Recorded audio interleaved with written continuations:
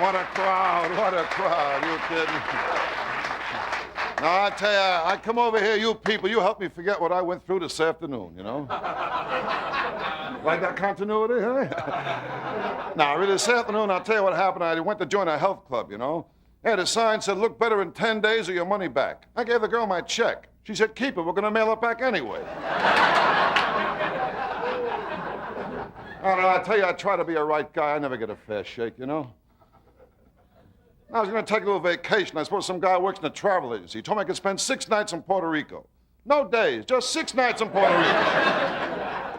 I said to him, well, I do myself days. He says, you can do whatever you want, just keep out of Puerto Rico.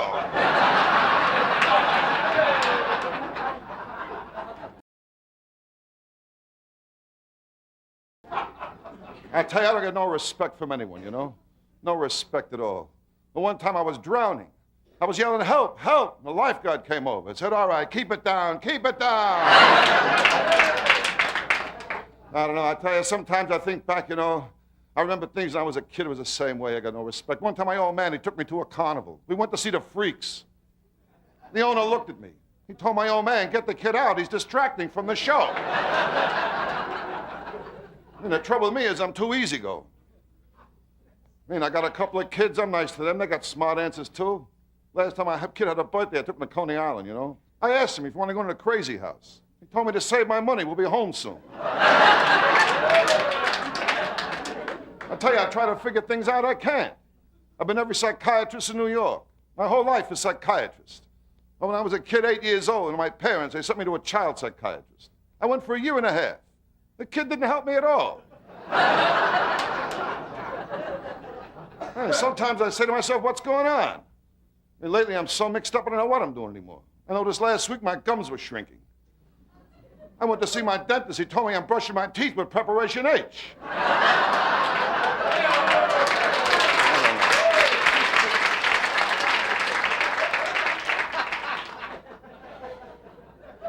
My dentist, that's another beauty, my dentist. You kidding?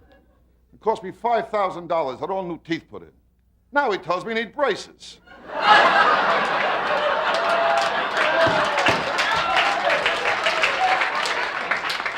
I'll tell you, I'm at the end of the line, you know. I don't know who to believe anymore. Like Dr. David Rubin, he wrote a best-selling book, Everything You Always Wanted to Know About Sex. He left out the most important thing, where to get it.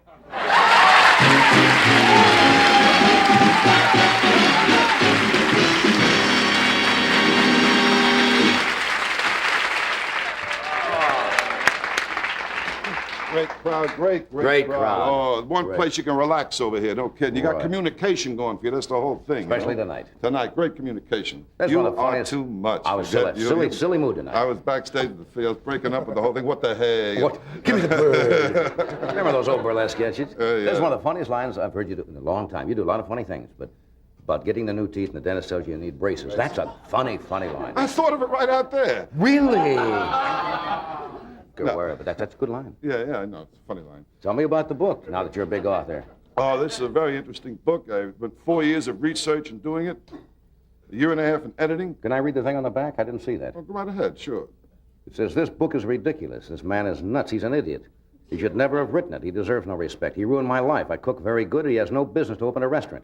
My children are very healthy and happy from my cooking. In fact, as you read this, I'm trying to make arrangements to have him put away. Mrs. Dangerfield. I didn't see that go out. Well, it's a very interesting book. I told you 4 years of research I went into it, and a year and a half of editing. And I want to thank my dear friend who helped me editing it too, Dr. Vinny Boom Botts. He assisted me. Dr. Vinny Boom Botts. He insisted me in the whole thing of editing. It's a wonderful book, really. And in fact, chapters 4 and 5 are devoted completely to heartburn. I didn't know that. And Johnny, I tell you, this book here, you can give it away to a friend, a neighbor, a relative, a girl who ran out on you, anybody. And if you hold it up to the light and twirl it around, you'll see your sweetest mistress in the nude cooking some beef fondue. I mean, that's by Vinny Boom Botts. Vinny Boom Botts. He did the editing of the whole thing. It's a very interesting book. What do you get for that? Well, that's pretty good. You expect this is in the bookstores, I suppose, in time for the Christmas. All bookstores. Time for the Christmas market, huh? Oh yes, and it's spiced with humor. Wow. Spiced with humor there. Respectable recipes, spiced. There's 100, very economical, very easy to make these things, you know what I mean? Very easy to do it. It's a very interesting book, and it's got cartoons, too, as you notice. Yes, it has cartoons in there. Let's see what you remember now, since you wrote this book. How do you make potato... Thank you. Here's one of the easy ones. How do you make potato mounds? You go to a chef in a restaurant and pay him off. We're going to do this first. And now, a sneak preview of tomorrow's dinner.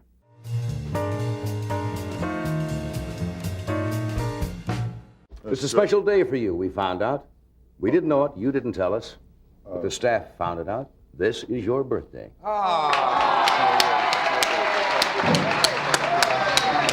Birthday to you. Happy birthday to you. Happy birthday, dear Rodney. Give me the cake. Happy birthday to you.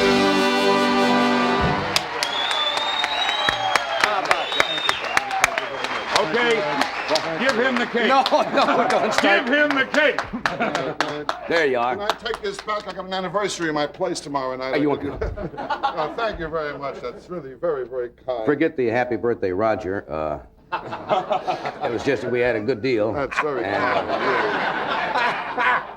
We did The way this show is going is going to end up my face before the night is over. I got a feeling we're going to, hey, boom, you know, those things. Remember those things where he says, give me the cake. Give me the cake. What? Oh, Give me the cake. Don't give me the cake, No. okay? Don't give me the cake. There's no place to go if we start that. No. If we start throwing this cake, then the show must end. No, don't give me the cake. Don't give me the cake. Thank you very much. That's what I mean by communication, you know? It's beautiful. I don't like the look.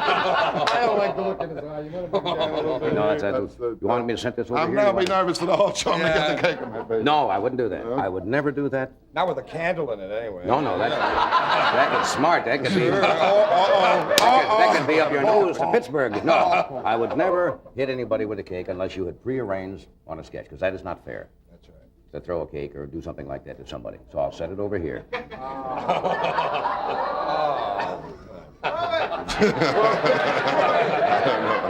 Well, I wonder what's going to happen tonight. Uh-oh, here comes the cake now. Is it impolite to ask you how old you are, or do you care? Does it make any difference? No, I tell the truth. I tell the truth. I'm 29. I don't never. No, I'll tell you the truth. I'm 51 years old today. That's the truth. I didn't believe that. No, I'm 51. That's true. You do not look it. I'm 51. I mean, I don't. I meant that you really don't look it. No, I can lose 10 pounds and say, hey, I'm 46. Well, what the heck? I mean, tell the truth. What's the difference? You know what I mean? That's what I feel. Be truthful. That's the only way you find communication in life. You're on the communication kick tonight. Well, it's been bothering me because there is you got to have communication, and this is one place you have it. Here you can relax, and that's the only way you can relax if people can communicate together and get along good. Well, you know? we're certainly doing that. And that's why, that's important. That really is. In fact, I was just the other night. I was talking to one of the patrons over at my bistro. Ah. And he was engaged to this girl, and they broke up because of lack of communication. Oh. Plus the fact that he had 6 dogs. And she didn't like dogs at all. I think men love animals more than women. They really do. They really do. I mean, look at all the guys who are so happy when a rabbit lives, you know? Never thought of that. I mean, a lot of men and women, they don't relate. You take an average guy who makes love to a girl, right? When they're all finished, what's the first thing that comes into his mind? How do I get out of here? You know? You gotta have communication. That's communication. And guys, you can't figure guys out either. I know a guy was going with this gorgeous, beautiful girl. Left her for his wife and kids. No. Didn't know that. How else can you relax without communication? You gotta have communication. You mentioned 42nd Street. I go there occasionally. I find out sexy movies from Denmark. You go in there, you just relax, forget everything, take a different world. I saw one last week, too. You know what? This is a little different than the sexy movie. You know, they spoke in English, but the sex was dubbed in.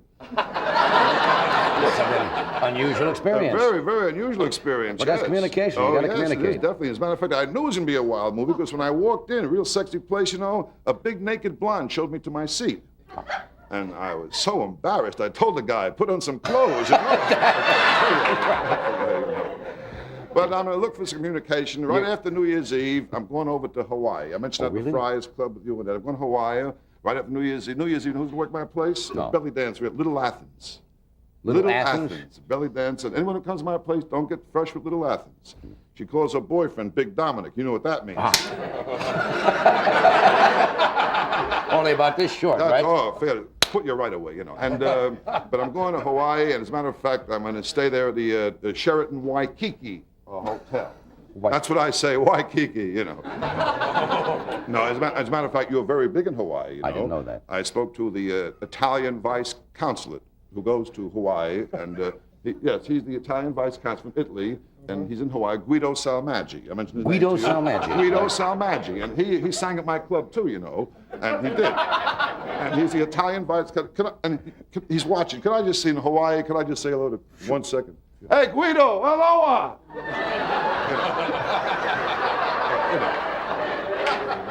And he'll be there with his cousin Tullio. Tullio will be there, too. Tullio and Guido. And his nephew Romeo. No, but I'm going to Hawaii. You're really going to Hawaii? You're going to work there? No, I'm not going to work there. Vacation there. Vacation there. Work all the time, you know what I mean? Of course you The can. sense of work of all the time.